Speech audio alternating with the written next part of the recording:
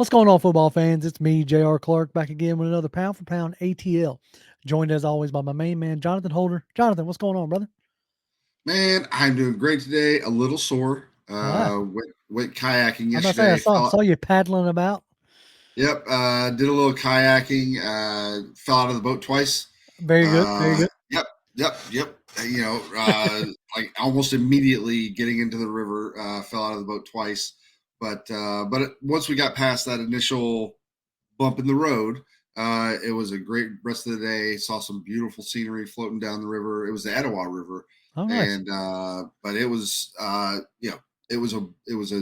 outstanding day yesterday. So and Yeah, today we're hopefully is the same. So right. Tomorrow on Sunday, we are packing up and heading down to West Point, where nice. we will be camping for a few days, and I'll be taking my my canoe to do the same deal. Uh, Nice.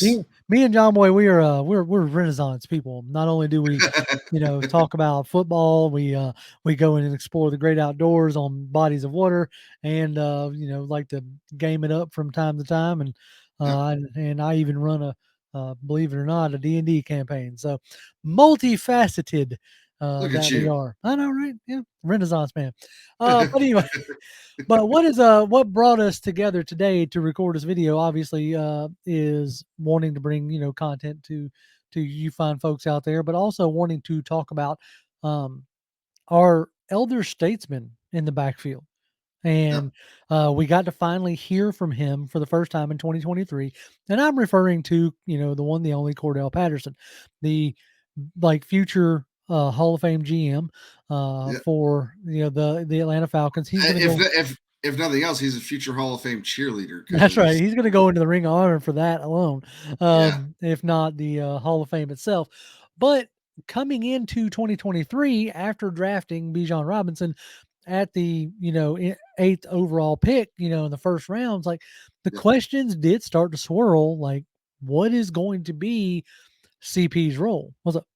So one thing before we really get into this, uh, you hear about it a lot. You hear people say it like how big of a back he is, how big of a load he is, like trying to tackle the guy, all this stuff, and you hear it and it's just it, but but you don't understand it because 9 times out of 10 when you're seeing him, he's right next to offensive linemen, Right. all that jazz.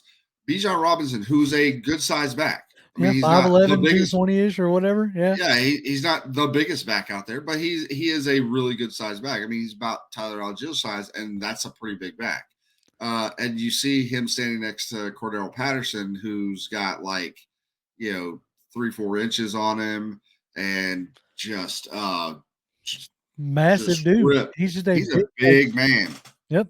Coming from Tennessee with Derrick Henry, you can definitely see why in 21 when they brought Cordell in, I initially put it off as just a special team signing, kick returner, maybe Yep. gadget player, but you can definitely see now what the vision was to use Cordell Patterson.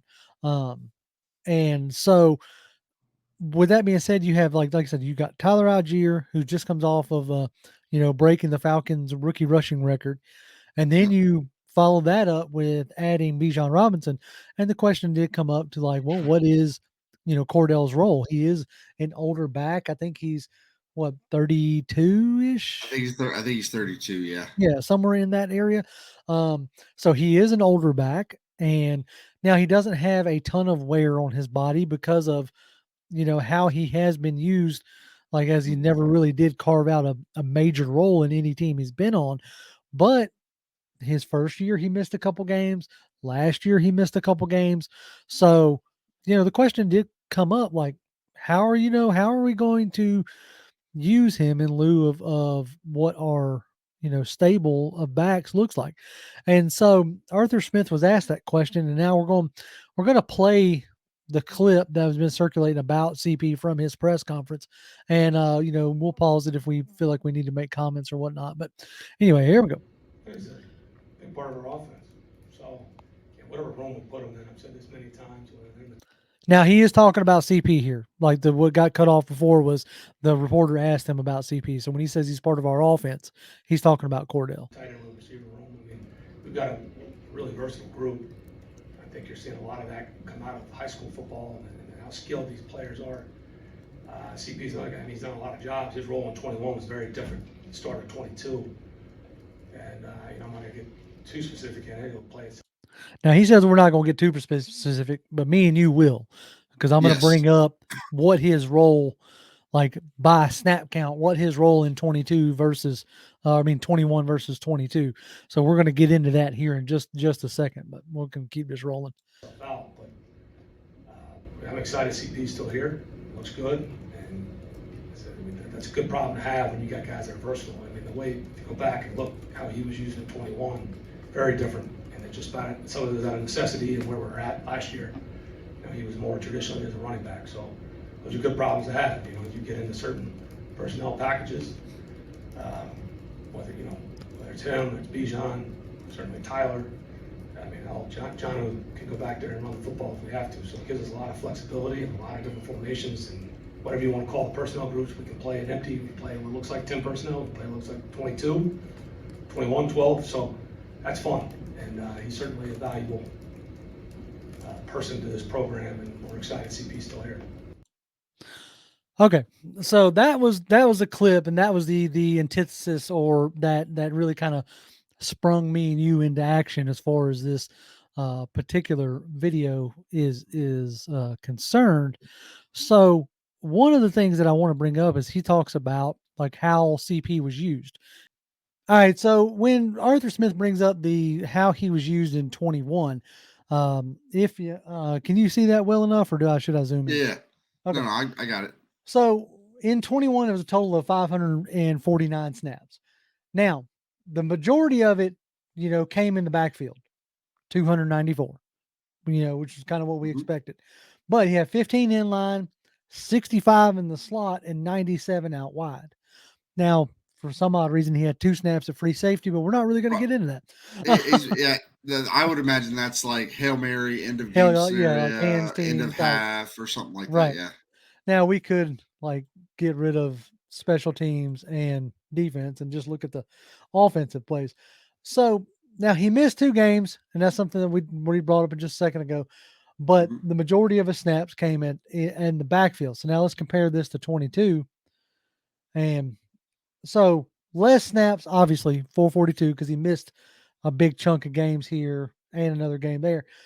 But 304 in the backfield, 35 in the slot, and 42 out wide. Yep. So, as Arthur alluded, the majority of his snaps, came in the backfield. It wasn't as big, almost 60 some odd less snaps out wide. Like it was almost 100 snaps out wide in 21. Yeah, and we because we lost what we thought was, or were hoping was going to be our primary running back. Game 1, like he didn't even make it out of game 1, and then you were left with a rookie and Caleb Huntley, and so he had to take on a much bigger role with regards to being a running back, which probably caused him to, he took on a heavier load earlier in the season, which probably led to his injury that caused him to miss the games. And then by the time he came back, though, you had Algier and Huntley, who were kind of much more of the backfield at that point. They were kind of a little more established. And so they were able to take some of that load off of him. And he was more effective in that back half of that season as a result of that, which again, if we're looking at what the hope is coming into this season, is now you have Algier, you have Bijan Robinson. At some point, you will probably have Caleb Huntley back. I wonder how that's going to go with Huntley. Honestly, I mean, I think he showed personally. Now, I could be wrong. He could end up being a cut, like a released injury, something, what have you. That could happen. Because of the numbers game with the roster and everything, that could potentially happen. However, my guess is that he'll work his way back. He may not be a huge contributor this year, but at least at some point this year, I think he will get some snaps in the backfield.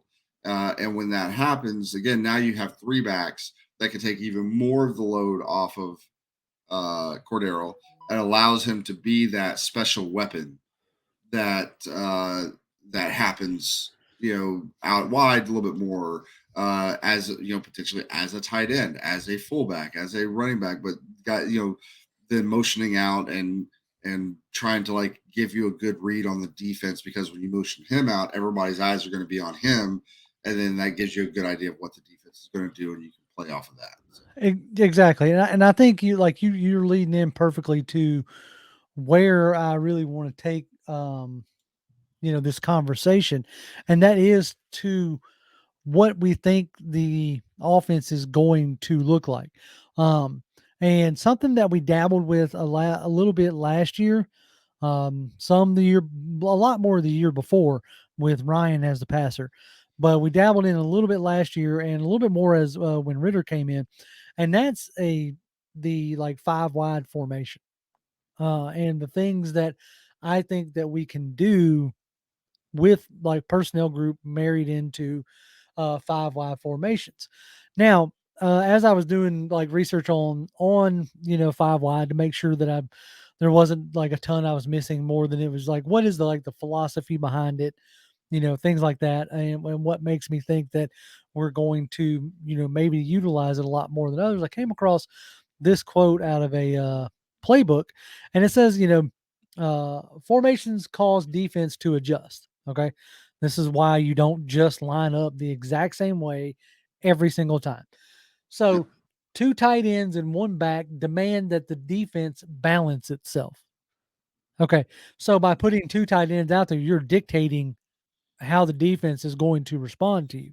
Okay. mhm, Which I think is one reason why Arthur Smith uses as many tight ends as he does so that he can make the defense more predictable. yep, Now, he goes on to talk about in a spread formation, you can place defenders in pass coverage situations that they may not be used to. So when you then take two tight ends, you're dictating what defensive player is on the field by what for personnel that you're throwing out there. So you're throwing out multiple tight ends. Now these guys have to respect that there's bigger bodies out there, so they're putting bigger defensive players. Now you go into five wide, which spreads everybody out. Now you're getting hopefully a defensive end into coverage, yep. you know? And so Or a much more like thumper kind of linebacker, like very much like this guy's in for run support. Whereas you get him out into space, you get him out into coverage, he's much more of a liability. That's what you're wanting to do when you're doing that explosion, right? When you're doing right. that, everything is compact. We look like it's running. We got a bunch of big guys on the line, like very close to the ball, and then you shift, and now your tight ends are out wide. Your running back is out wide. You go five wide, spread everybody out. Now you got your linebacker, your middle linebacker, who's normally a run support guy, potentially having to be out there in space to cover a Bijan Robinson, a Jonnu Mhm. Smith, Right. if for some ungodly reason they say, "Oh, you cover Kyle Pitts," whatever. In that situation, they're put into a what is likely, maybe not always, depends on the player, but what is likely a disadvantageous position. Disadvantageous. A That's the word. disadvantageous position. Yeah. Yep. And yeah, so but here's the one that like out of this whole little paragraph that kind of caught me because this is the first time I've ever like seen it written in words in a like an actual thought like process was um so talking about a tight compact formation, which is something Arthur Smith uses quite a bit as a condensed formation, something we have talked about. I've always viewed it as he wants like defenders to have to run through mud, like run through a lot of traffic, hoping Mhm. his guy's going to pop out the other side with open green, open grass is the way I've always seen it. But this describes a difference as a tight, compact formation requires secondary players to make tackles to save touchdowns. As a coach uses formation to attack the weakness of a defense. And Mhm. that's what I thought was very interesting. When you putting in tight, you're making a safety or a corner have to make play saving tackles. And they're Yep. not necessarily, most of those guys would much rather just break up a pass versus, Yep. you know, stop Well, Derrick Henry coming downhill kind of deal. yeah. Well, because when you think about it, like if you bring everything in close, your wide receivers, tight ends, you bring everybody in close, that brings that defense in close. Yep. All it takes then is for one guy on the defense to maybe not do his job right, not be in the right gap responsibility, or just really good blocks by the offense. And there's much less uh, space for the offensive player to have to navigate through. Once they do, there's a good chance there's nobody else past that little scrum, Right. Yep. Past or that there's past that or the roadblock. Yep. yeah, or just far less people, and so there's more of a chance you can take that the distance if that's the case. Right. And that's one of the things that I've always, thought of when it comes to like condensed formations. But going back to this thought about five wide and how Cordell can affect that. There's already been reports that Cordell is, catching more passes. He's even made a comment, on the idea that he's glad to get back to, getting the ball thrown to him more. I don't think he minds running the rock, but he's a wide receiver by nature, or Yeah, by trade. That's what he's yeah, been his whole career. So to be able to get him back to that chess piece, that mismatch piece, he may not be the explosive focal point of the offense that he was in 21, but I think he can still be a very explosive part of the offense. yeah. I was trying to see if I can get pulled back up, like how many touchdowns he had in uh 21, because it was something crazy. It was a In lot. Yeah, let's see. Run blocking, great. Why won't you just give me? I say I love. I enjoy PFF for some of the nuances that they have, but sometimes you just want normal snaps or normal like Yeah, stats. You know what I'm saying? yeah, yep, Anyway, so yep. okay, that's just going to take me too long to pull that up. But he had a good chunk of touchdowns, and I know that he would like to get back to that, back to that kind of production that he had going in 21. And I think the five wide formation is a way that can utilize him, in a way that uh is more advantageous for his skill set. If you line him up in starting at the start of the formation, you line him up in the backfield, make the defense like declare that they're going to guard him like a running back, and then put him out wide, then you motion him out wide. That could be a way to get him on a much like smaller cornerback, or uh, even force a linebacker to go out wide with him, which would be obviously advantageous or bonus to CP in that particular scenario. Yeah. And it's not just go ahead. Did you get it? Well, I was going to say, it's actually less than I thought it was going to be, unless these are just receiving, but it's 6 touchdowns versus 8 in 2022. Hey, Um, where'd you get that on? Website? it's NFL.com. Gotcha. Let's see if I can get PF PFR Pro I, Football, I wonder if this is specifically. because he had Uh, six receiving touchdowns and five rushing. okay, No, never mind. six rushing and five receiving. So he had 11 Yeah, touchdowns total. yeah. I And I missed. I didn't scroll down. right, I did that scroll wheel got me. scroll real guy, because he had 8 rushing touchdowns, and I mean, there's a difference right there. He had 8 rushing touchdowns in 22 and no receiving touchdowns. Yep. So, like, they by proxy of how the roster was constructed, they ended up having to use him more as just a traditional running back, which is something that Arthur Smith alluded to in that clip that we played earlier. Well, he only had so 2021 he had 52 receptions. In 2022 they only had 21. Now he did play 3 less games. Right. But again, I don't think that necessarily would equate to that many less. It's just we were down running backs. We needed a running back. We He needed was the him to guy run. that Yep. we needed him to run. Like, but but Arthur Smith also said that, like in that clip that we talked about, it's like he had to do it by necessity, and sometimes that happens, whether it's by injury, guys not playing well, Right. what have you. Sometimes situations pop up that require you uh to kind of roll with the punches a bit, so that do the best thing for the team. And I think so far Cordell's been that guy. Oh Well, yeah.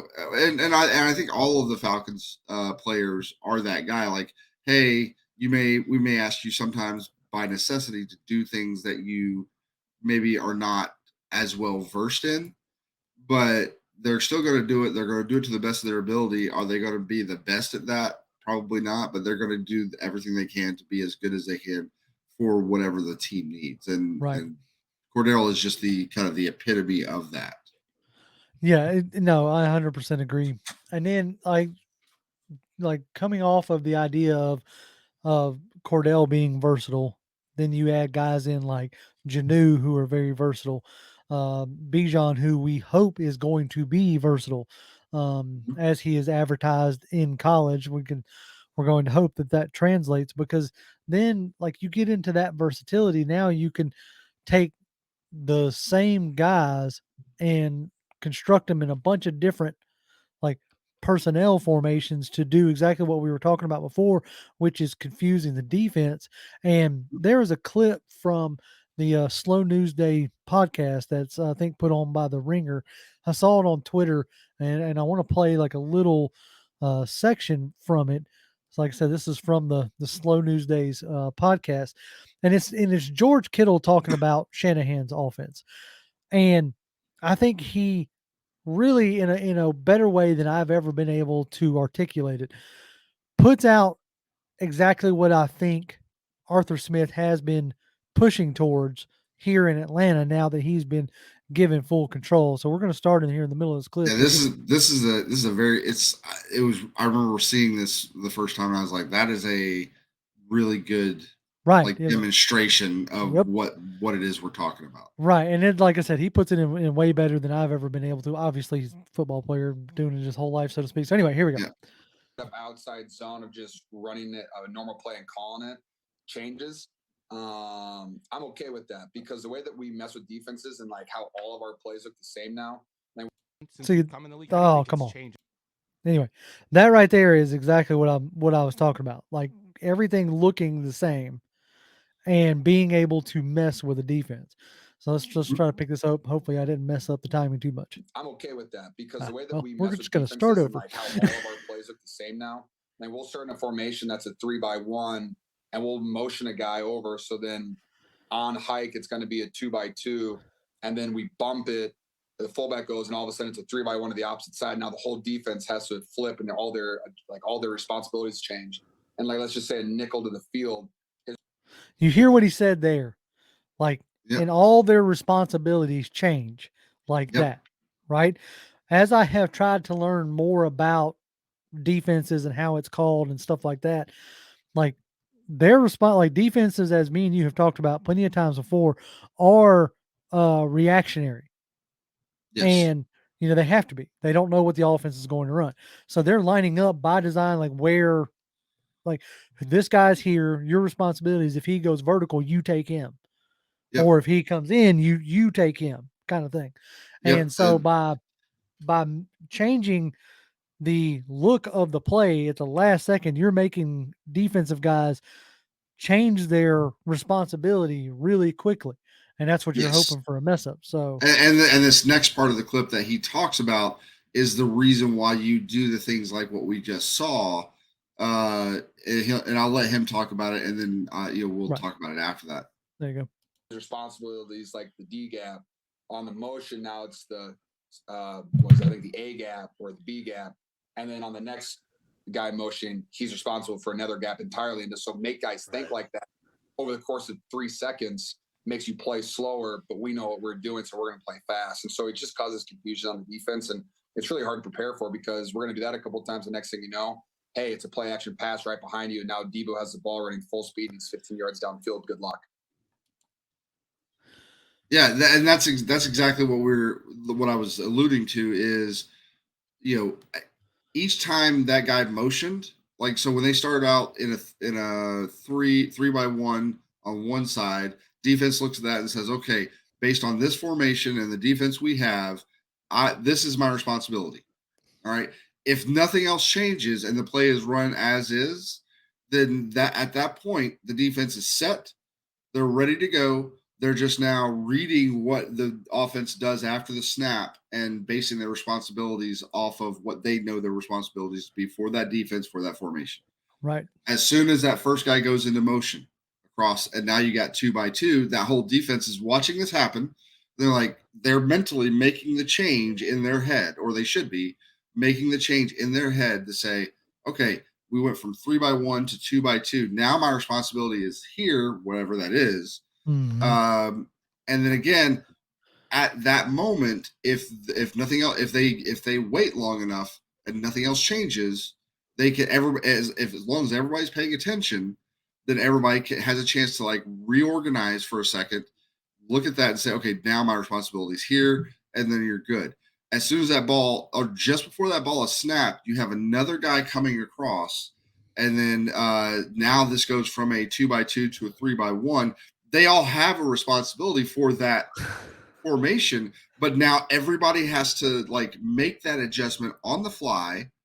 And again, exactly like you said, when you're having to think about things instead of just reacting to things, that makes you play a little bit slower. It's probably not much, but in the NFL, it doesn't take much. I'm about to say, and if in the NFL, you're talking about the difference in 1 second being whether you get to the quarterback or not, or the difference in 1 second or even a half a second is that receiver has enough of a separation to catch that pass. Yep. So by doing that, and this is something that me and you physically saw them do in practice. Now, whether it makes it into the season or not, who knows? Because I saw them practice things last year during training camp that I don't think I ever actually saw them do in season.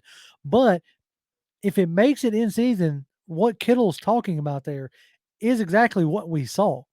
They would break huddle in what would be considered, 12 personnel, 1 back, 2 tight ends. And then it's in a 3 by 1 with a back in the backfield. You'd have 1 guy motion across, generally somebody like a Scotty Miller, your faster guy. He motions across. Now you're going from, 3 by 1 to 2 by 2. And then right before the ball snapped, either the back would come out of the backfield into the making it like a 5 wide 2 by 3, or another guy would on hike, just like Kittle was talking about, would go into motion and make it 3 by 1 on the run, basically. Yep. So they're even shortening and shrinking the window of the defense having to go, oh crap, that's 3 by 1. This guy now, and if any of y'all have ever looked at like coverage responsibilities, like I have a book that I bought trying to, understand more, and like the differences between like a MEX coverage and a cloud coverage and all this other jazz, like the responsibilities not only go by formation, it goes by personnel, and then it goes by what that personnel is doing. Mm-hmm. So you add a guy like Cordell Patterson, who is just as effective running the ball as he is playing out wide, as he is playing in the slot, as he is in line as a tight end. Now you're introducing what I would consider to be like offensive mass chaos. Like, I don't know how a defense could like really pick up on what they're doing. Now if things pan out with Bijan the way that we think it's going to, and we've seen him even recently, like out practicing in the wide receiver group, Right. like running like true wide receiver type routes and things of that nature. So now you add Bijan to the mix with Cordero Patterson in the same formation. Cordero is the wild card. Like, is he going to be a running back? Is he going to be a receiver? We don't know for sure yet. Yeah, he may line up out here, but then he may motion into the backfield. Same thing with Bijan. He may start in the backfield, motion out, or out, motion back in. And if he proves early on that he can do both of those things, which we believe he can, Right. all right, if he can prove that, and Cordero on top of that make some plays early on by way of motioning out and getting real bad mismatches and things of that nature, then you put both those guys in there. Those are two wild cards. You don't know exactly what they're going to do. Either one of those guys could be a running back on any given play, and either one of those guys could be a receiver on any given play. Then you add in a Jonnu Smith, who also could be a potential running back. Yep. So now you got three pieces that you don't know. Do you need to try to get past them as a blocker? Do you need to try to cover them as a receiver? Do you need to try to tackle them as a runner? All of those pieces now, and they're all moving around, and you're trying to get a defense to have to think. That's all you want to do. You want them to have hesitate. them thinking. You want them to hesitate for just a second, because like I sent you that playbook, just to so you could look and just like kind of glance it over. And one of the deals that I noticed in there, in that 5 wide formation, and as soon as I saw it, I was like, oh dude, I could easily see, like, you start out with, you go into a 22 personnel. You got Kyle Pitts, Jonnu Smith, Bijan Robinson, Cordell Patterson, right? And now you have Drake London out there as well. Okay. Mm-hmm. So like you start off with you could do something crazy, like start off with Bijan and Cordell bracketing Desmond. Send both of them out into the formation and having off ball in the backfield a little bit, where you saw like Parker Hesse line up quite a bit last year. Say you got Jonnu standing there.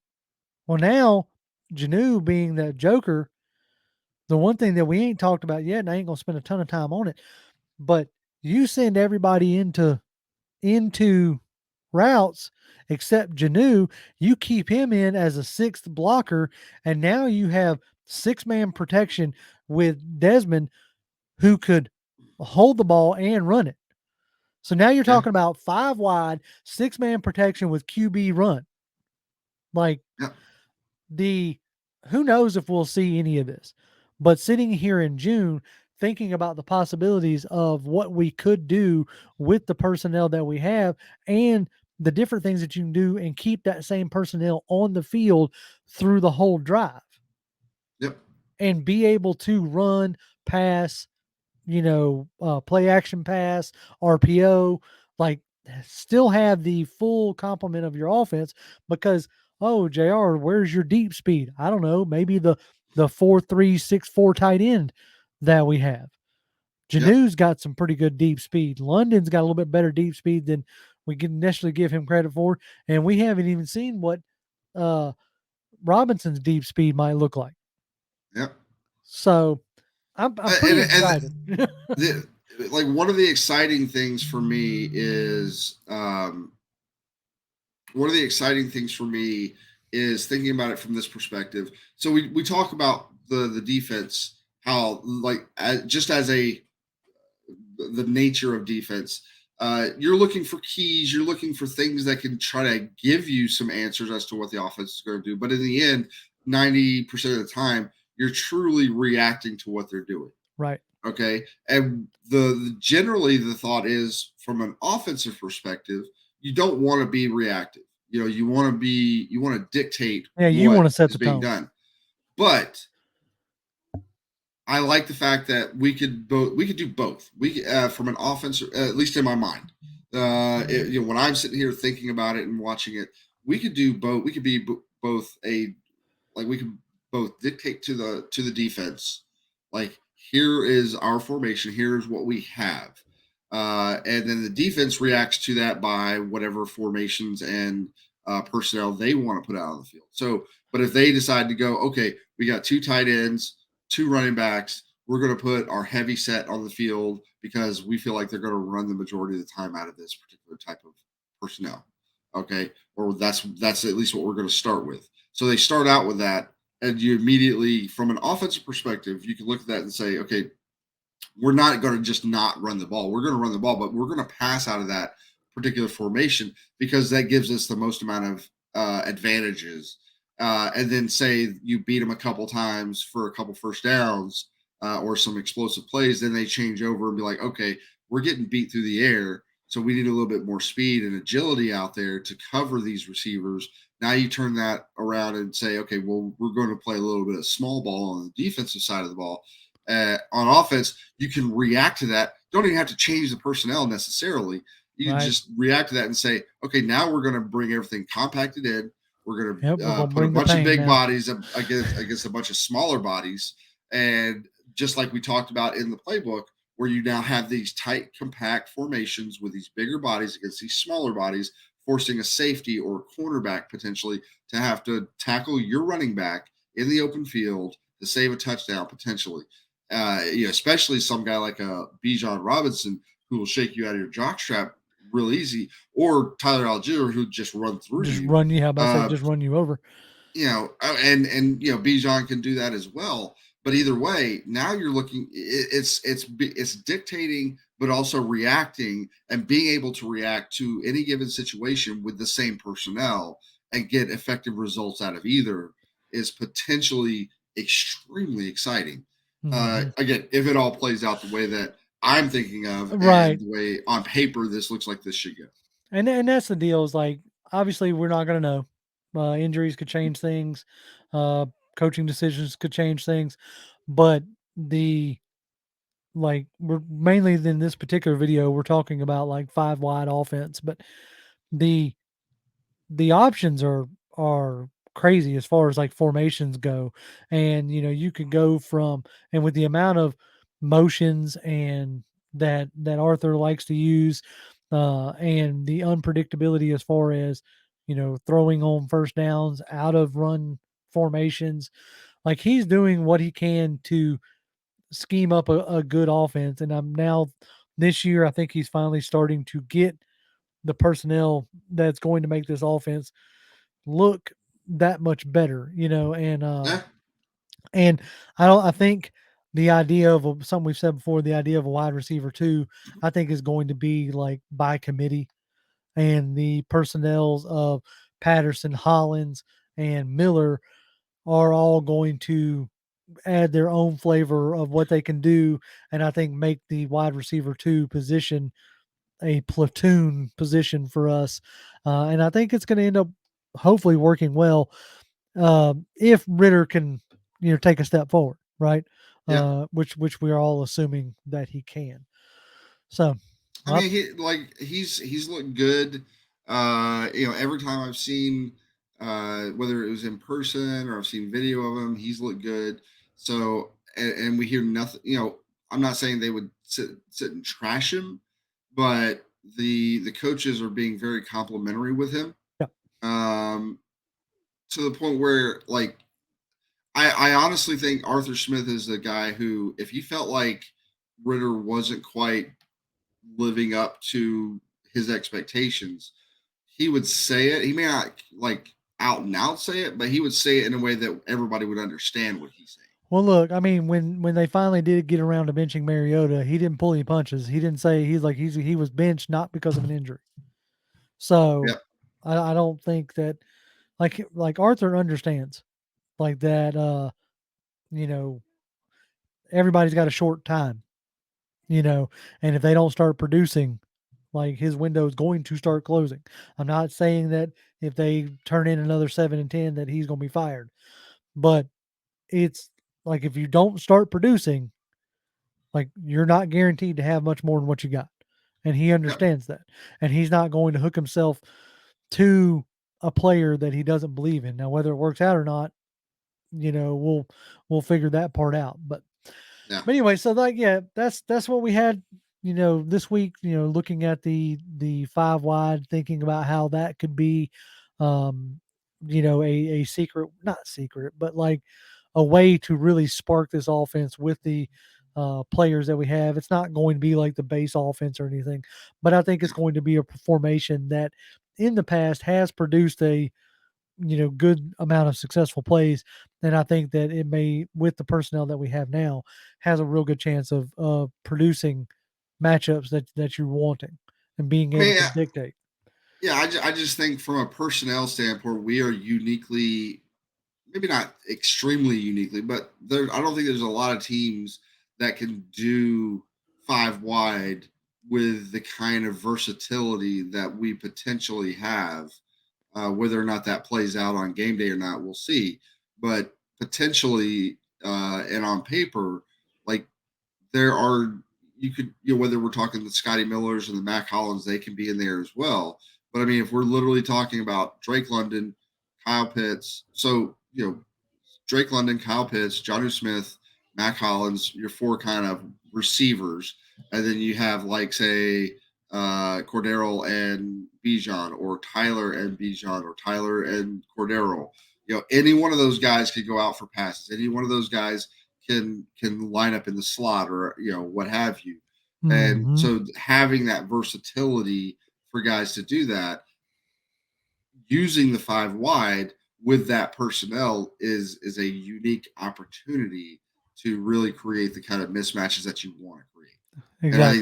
I think that's the exciting thing about this is we have the offensive, the team has worked to get the offensive talent in place to be this kind of versatile unit. Yep. And that's the hope we have going forward. So Yep. That is in the off season, hope springs eternal, right? absolutely, man. Everybody's a Super Bowl contender in June. That's it. That's it. All right, folks. Well, we appreciate y'all joining us. And as always, y'all can follow me on Twitter. I'm at Grimm1128, GRIMM1128. Jonathan. At Jonathan M. Holder, come by, say hi. Now, as we alluded to last time, I will be on vacation this coming up week. So that might have an impact on the Tuesday live show. Not 100% sure there yet, but do keep your eye on the channel as we will try to have out content when we can.